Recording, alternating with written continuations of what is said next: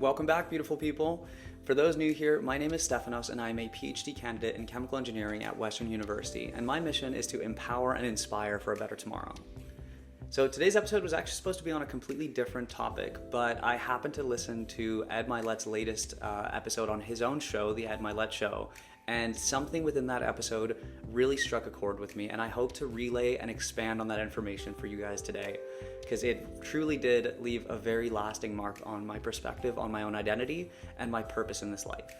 So without further ado, I'd like to discuss the concept of identity shifting and how it can truly be one of the best things we can do, not only for our own personal development, but for the assistance and the help of others around us, the people that we love.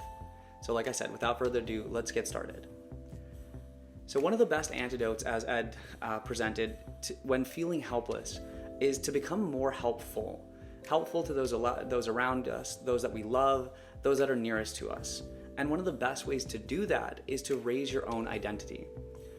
Now, to expand on this, our identity comprises of our thoughts, the concepts, and the beliefs that we hold true to ourselves.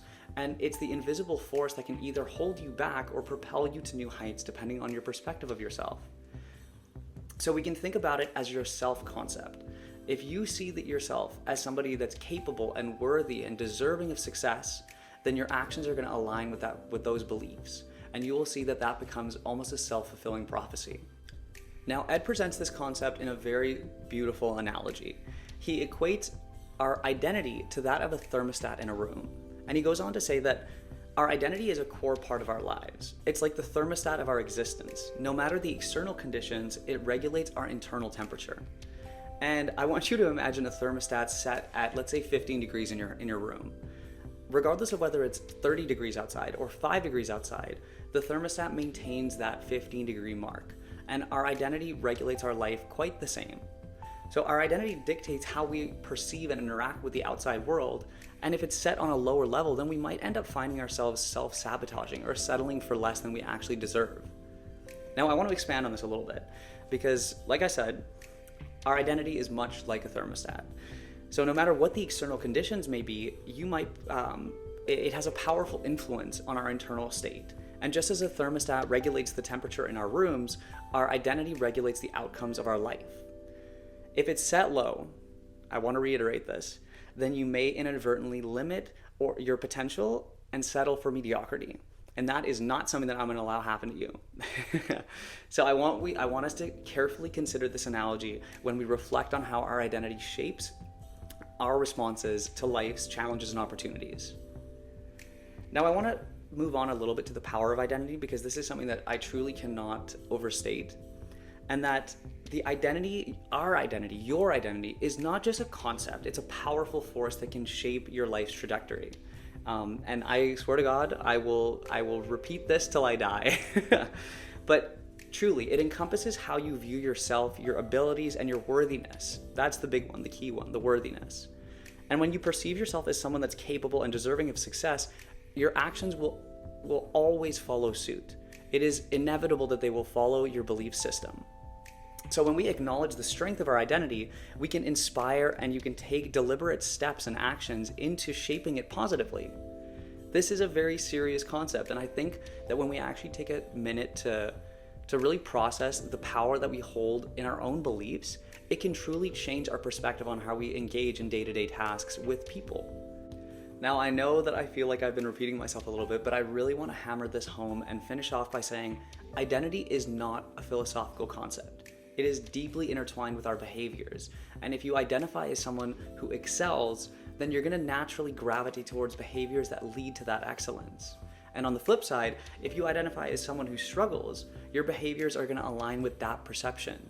So your identity can truly act like a self-fulfilling prophecy. And that's the biggest message that I'd like to leave today.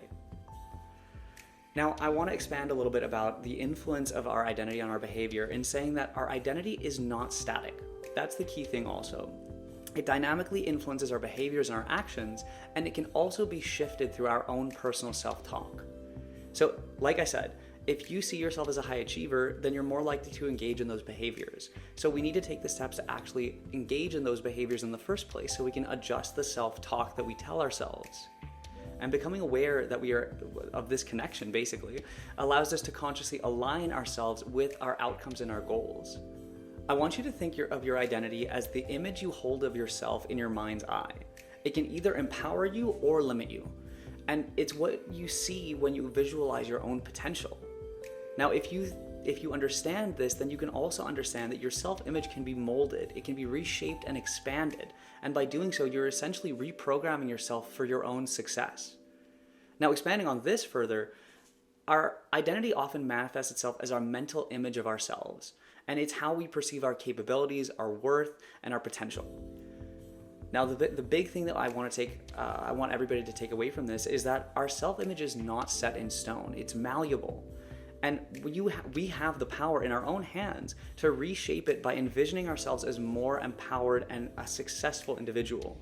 You have to take away the victimhood mentality and embrace the fact that yes, things are difficult, but you are able to figure it out. You have a faith in your own abilities to get things done.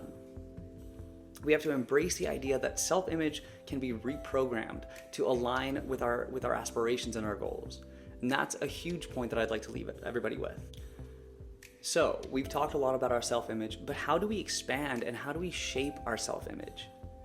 Well, to begin with, reprogramming our self-image is a proactive process. We have to start by acknowledging our current self-image, the beliefs that we hold about ourselves, and any limitations that we might have set. We have to create a clear, vivid mental picture of the person that we aspire to become, and then visualize our success and our achievements and our personal growth. Now, if we do this and we consistently reinforce this new self-image through positive affirmations and self-talk, then we remind ourselves of the capabilities, strengths, and our worthiness. Now, couple that with surrounding yourself with people and resources that support and validate your desired self-image, and we have a winning case.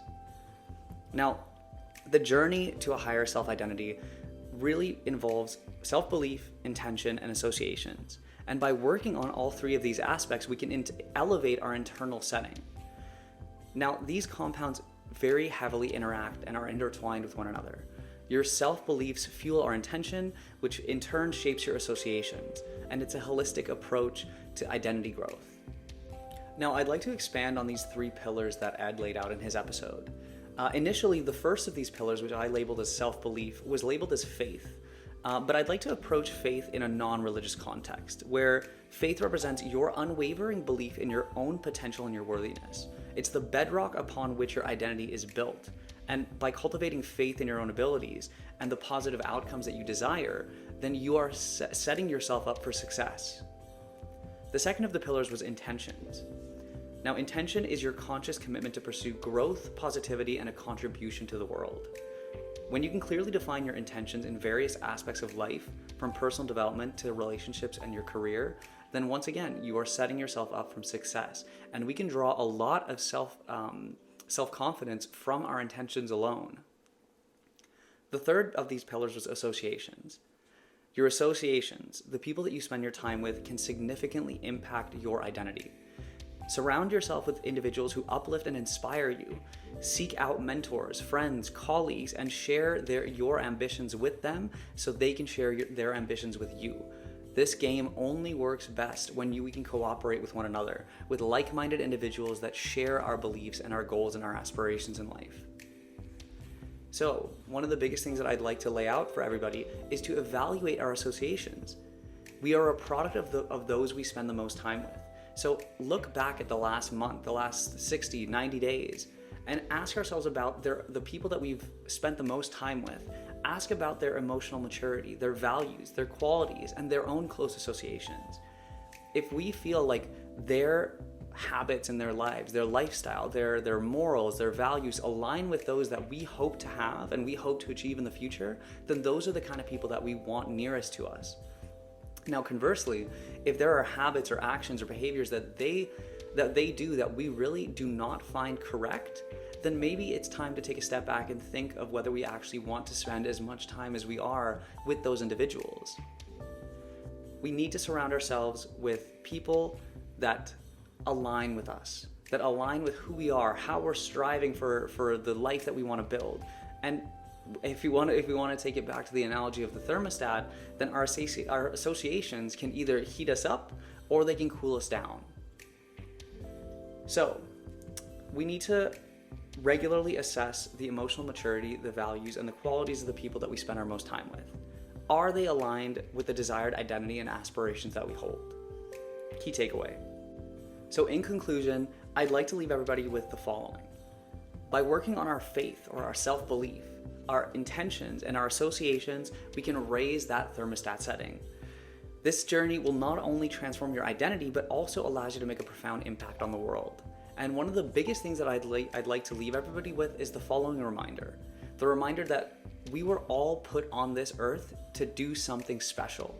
Each and every one of us are going to have an impact on the world, no matter how small or how large, but it is our obligation, it's our responsibility to leave the world a better place than we found it. And I hope that all the steps in this episode can really help you take charge in your life, change things for the better, and become the person that you were meant to be. So I hope that everybody enjoyed today's episode. Thank you so much for tuning in, and I really hope that together we can make this mission of changing the world for the better a reality. So thank you very much, everybody, again, and I hope to see everyone in the next episode. Thank you so much. Peace.